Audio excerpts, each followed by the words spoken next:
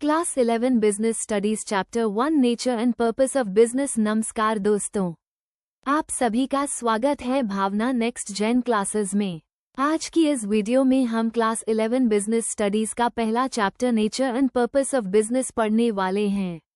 अगर आप क्लास 11 के स्टूडेंट हैं या एग्जाम की प्रिपरेशन कर रहे हैं तो ये वीडियो आपके लिए बहुत यूजफुल होने वाली है।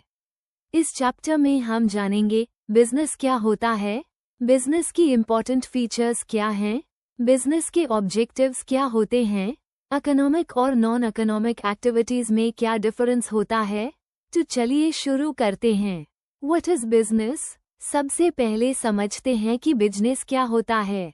Definition: business is an economic activity that involves the production, purchase and sale of goods and services with the objective of earning profit।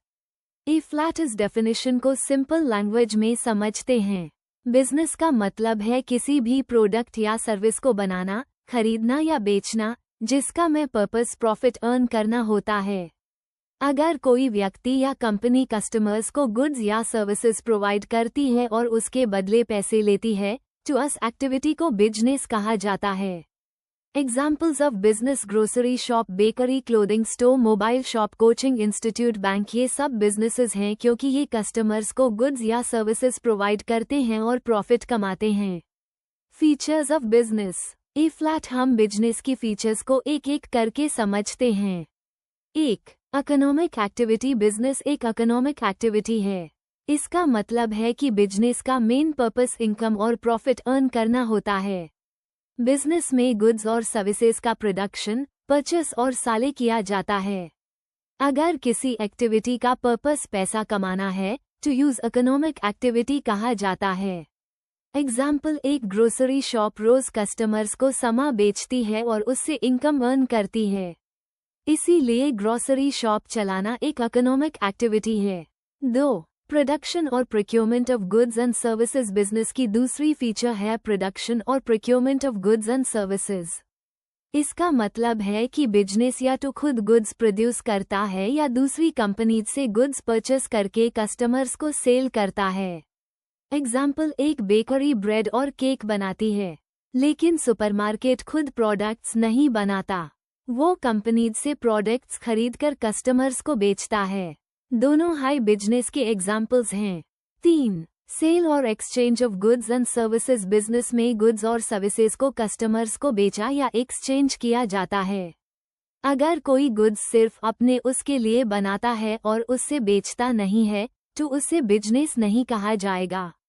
Example: अगर एक टेलर अपने लिए शर्ट सिलता है तो ये बिजनेस नहीं है, लेकिन अगर वही टेलर कस्टमर्स के लिए शर्ट सिलकर पैसे लेता है तो ये बिजनेस है। फ्लैट हम बिजनेस की चौथी फीचर रेगुलर डीलिंग्स को समझते हैं।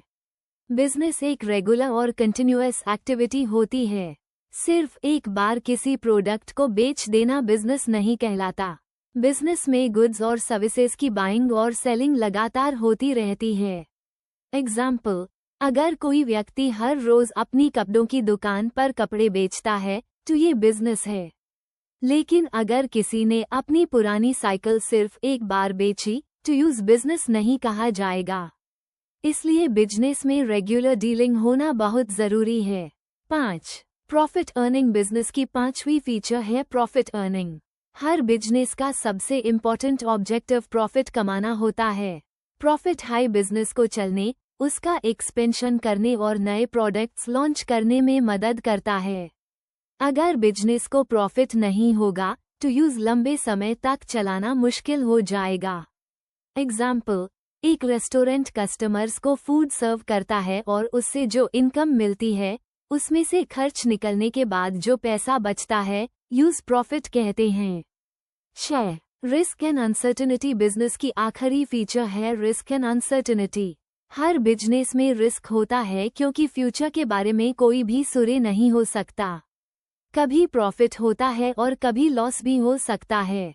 रिस्क के कुछ रीजंस हो सकते हैं: कस्टमर की डिमांड कम हो जाना, कंपटीशन बढ़ जाना, नेचुरल डिजास्टर्स, गवर्नमेंट पॉलिसीज में चेंजेस। एग्जाम्पल: अगर एक मोबाइल शॉप ने बहुत सारे मोबाइल्स खरीद लिए लेकिन कस्टमर्स ने उन्हें खरीदा ही नहीं टू शॉप को लॉस हो सकता है।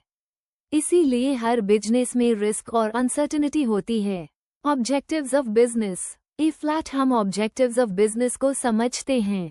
1. Profit earning. हर बिजनेस का प्राइमरी ऑब्जेक्टिव प्रॉफिट अर्न करना होता है।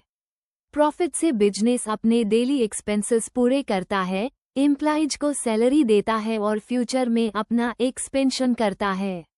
2. Customer satisfaction. सिर्फ प्रॉफिट कमाना ही काफी नहीं है। बिजनेस का एक इम्पॉर्टेंट ऑब्जेक्टिव कस्टमर्स को अच्छी क्वालिटी के गुड्स और सर्विसेज प्रोवाइड करना भी होता है। जब कस्टमर सेटिस्फाइड होते हैं तो वो दोबारा भी उसी बिजनेस से प्रोडक्ट्स खरीदते हैं और दूसरे लोगों को भी रिकमेंड करते हैं। एग्जाम्पल, अगर किसी बेकरी का केक टेस्टी और फ्रेश होता है तो कस्टमर्स बार बार वहीं से केक खरीदना पसंद करेंगे। 3. Growth of business. Her business चाहता है कि उसकी सेल्स बढ़े, नए कस्टमर्स मिले और फ्यूचर में उसका एक्सपेंशन हो। ग्रोथ से बिजनेस की मार्केट वैल्यू और रेपुटेशन दोनों बढ़ती हैं। एग्जाम्पल, एक छोटी ग्रोसरी शॉप धीरे धीरे अपनी दूसरी ब्रांच भी खोल देती है। 4. इनोवेशन। फ्लैट बात करते हैं इनोवेशन की।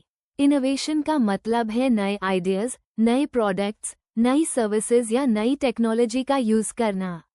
आज के टाइम में कंपटीशन बहुत ज्यादा है, इसलिए हर बिजनेस को मार्केट में बने रहने के लिए नए प्रोडक्ट्स और बेटर सर्विसेज लॉन्च करनी पड़ती हैं। इनोवेशन से बिजनेस कस्टमर्स की चेंजिंग नीड्स को पूरा कर पाता है और अपनी मार्केट पोजीशन को स्ट्रांग बनाता है।